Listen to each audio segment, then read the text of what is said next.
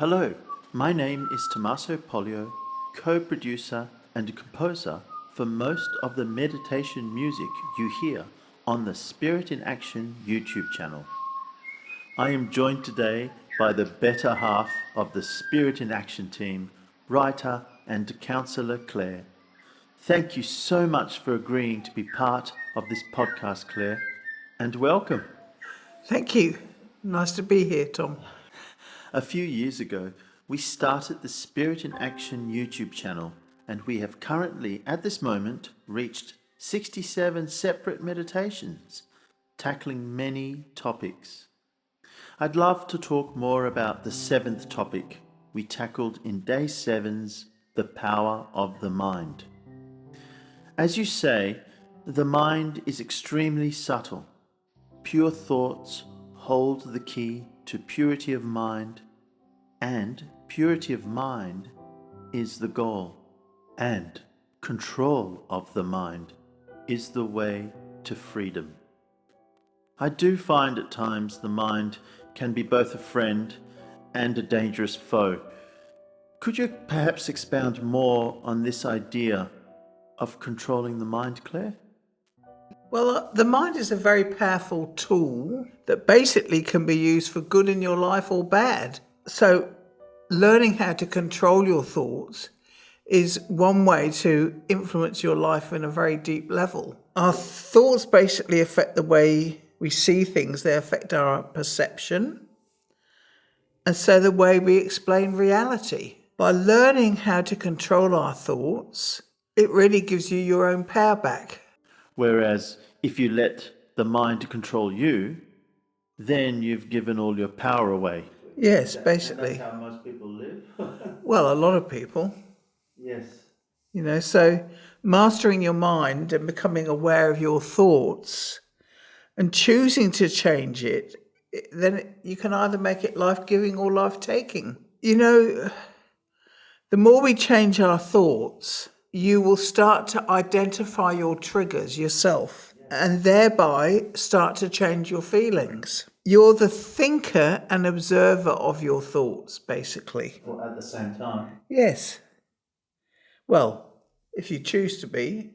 Well, as you learn to control your thoughts, you have to pay attention and learn to interrupt them. When the thoughts are negative, we have to learn basically to remove and replace them with thoughts that are more life-giving.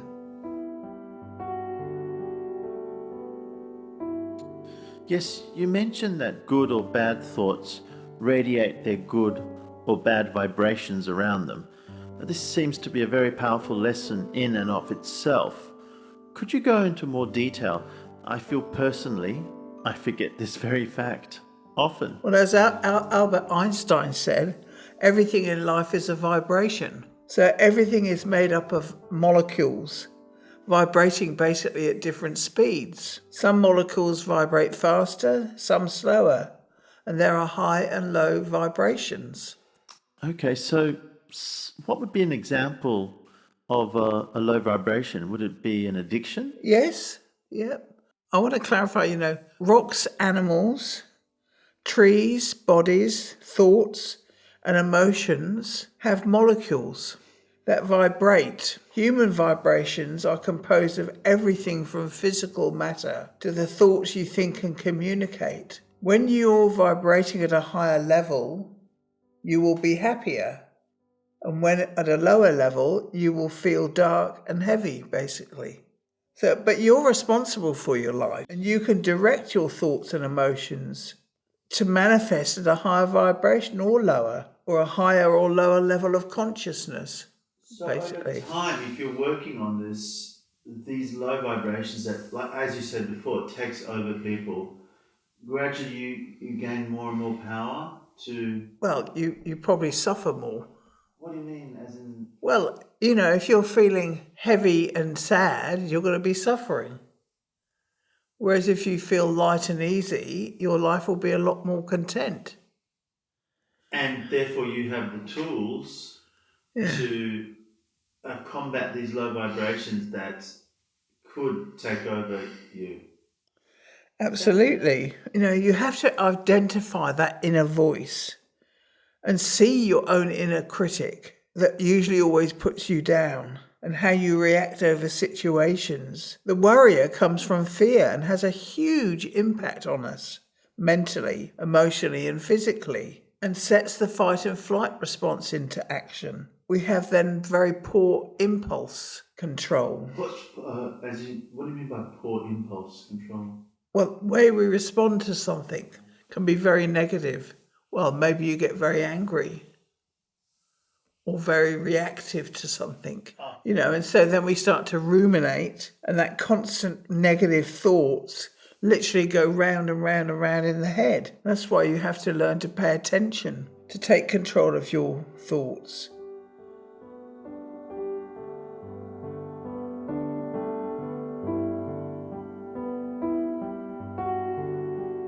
As Abraham Hicks said, as you think, you vibrate. As you vibrate, you attract. So, for example, if we attune our heart to love, then your energy will start to soar. So if your mind is filled with good thoughts, such as compassion and love, your life will be filled with peace? Yeah, so some ways to increase a higher vibration are love, gratitude, generosity, forgiveness, meditation and breath work. Think positively, reduce alcohol and toxins from your body, eat good food that increases prana, which is life force energy. Surround yourself with beauty, saying mantras. Mantras are sayings, or they're like a sankalpa. I wanted to ask about the Sankalpa. It sets an intention. Are these mantras quite sacred? Some of them, yeah. A mantra can be anything, can't it? Yes. And, surround yourself with people who uplift you.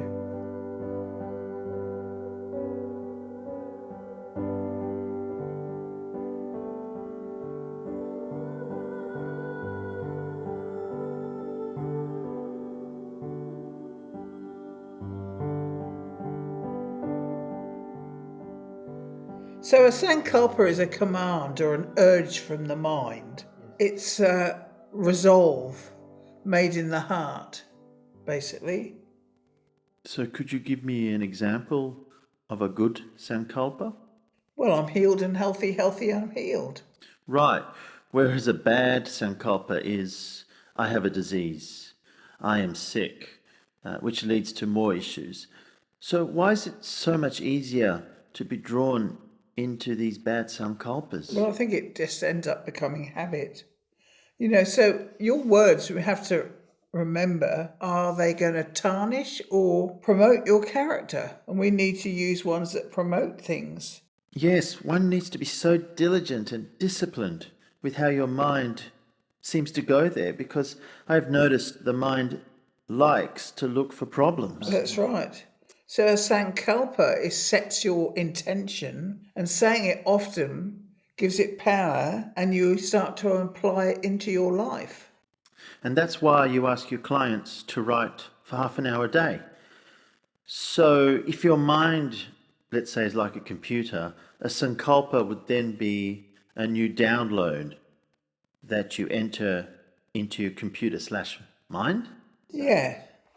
And, we start to create harmony between words, actions, and deeds. Through that, we earn merit. The wrong path, we earn sin. So by sin, you mean ignorance? So we earn ignorance? Yeah, sin is just not knowing, really, in a sense, or not doing the right thing. So being ignorant is really being unconscious. Yeah. We want to create things that empower us.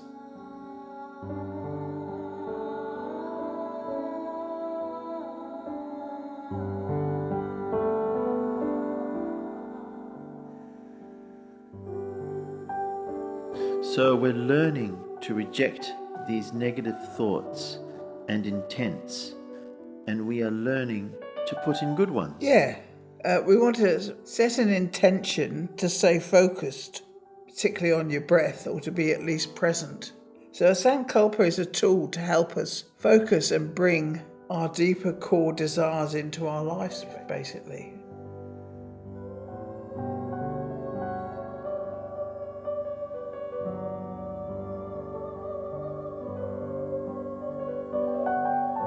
So basically, a sankalpa is a tool to help us focus and bring our deeper core desires into our lives. It sets your intention and gives it power. Right. So the power of these words to influence the mind is great. Yes, absolutely. We want to promote our character all the time. Rather than tarnishing it. Yeah, absolutely. So if one understands that these negative thoughts actually tarnish your life and your character, you'd be more privy to embrace this idea. Well, because most people don't understand the absolute power that it has over us. That every part of our being, every organ, every part of our body is radiating certain vibrations from thought forms. And we don't understand just how deeply our opinions and belief systems have an effect on us. If we did, we'd be a lot more careful what we thought and said. Yes, could you imagine if you had the power to make your thoughts instantaneously real? Yeah, well, as I say, we don't realise just how much power One can have to shape their reality. It just happens a lot slower. It's more gradual, I guess. Well, I think the more sentient you become, the faster these things stick to you.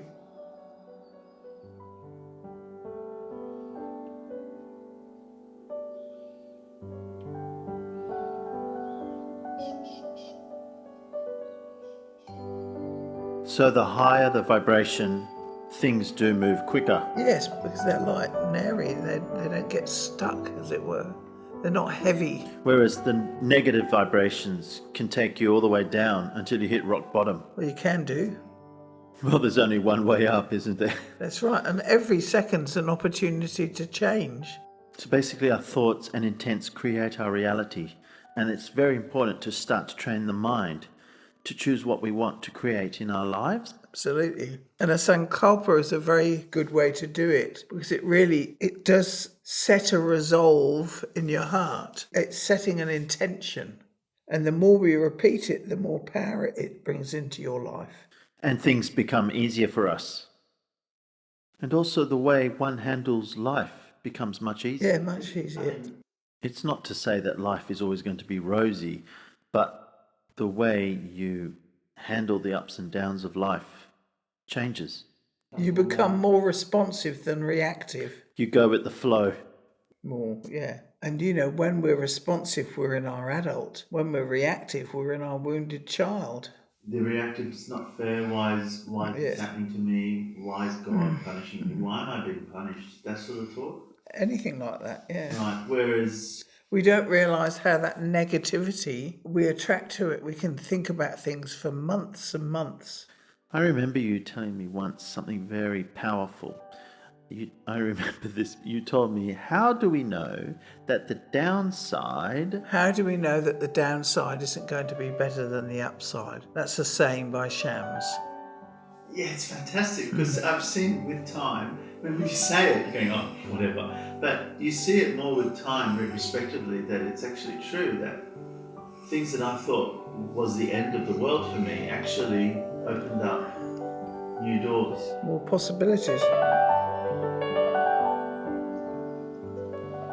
Another powerful message you gave to us in this meditation was, by choosing to put our mind on wholesome, clean, and neutral sayings that will harmonize our intentions and create a better life and future for us, it becomes much more beneficial for us.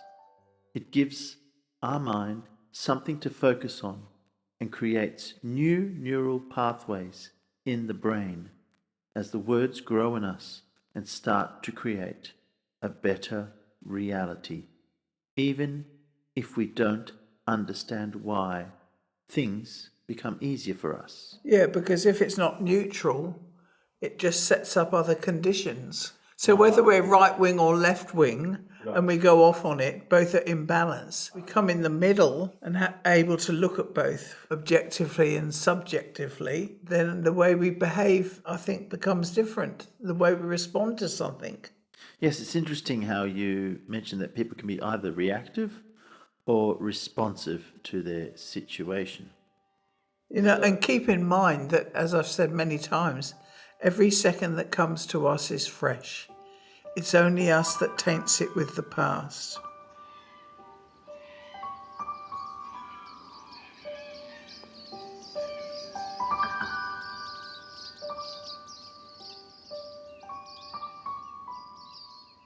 You know, as we become more centered, we can understand that your past can have no power over the future you create. It's only the you that keeps going back there. And giving that more power. Yeah.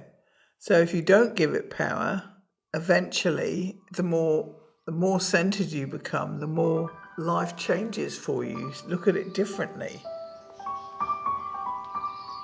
You also say that we need to have a harmony between words, actions, and deeds in our life to create a good future.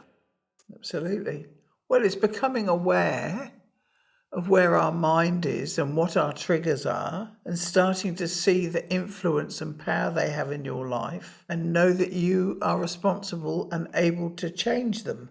And if that thought does not promote Good character, good things, then you need to change it. yes, and fill the mind with good thoughts and intentions. And that's so simple, isn't it? Well, it sounds so simple. Try doing it for a lot of people. Especially if something horrible is happening to you. Because we don't realise, but we also just don't realise how much power those thoughts have on our body. And these thoughts can create problems in the future. But not just that, it keeps us in it, helps to keep our resistances strong, which comes from fear, really. All is well and good when one is in a good spot in their life. But what happens if your life... So you're in a downside. So we have to learn to stop what we're doing and change that. You'll never find the answers outside yourself. You have to change what's going on within. And of course, it's not going to happen instantly. You have to put some effort into that. But I can guarantee you in a couple of weeks, you'll start to feel different. And then the more different you feel, the easier it is to move that way. Being at peace. Well, you have to earn it. It's like with anything in life, if you want something, you have to work hard for it.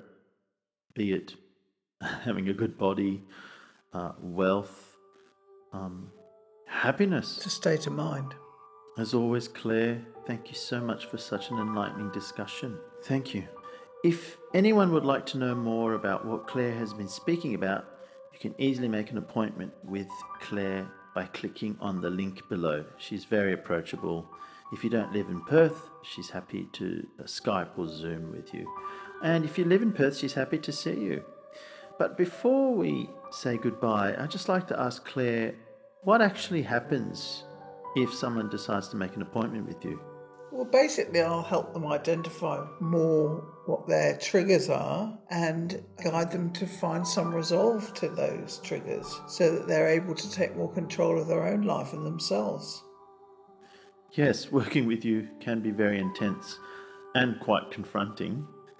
Claire is very honest, and often you hear things that, well, you probably don't want to hear. But it's always the truth. Thanks, Tom. I'll take that as a compliment. Oh, I'm trying to be I know. I think,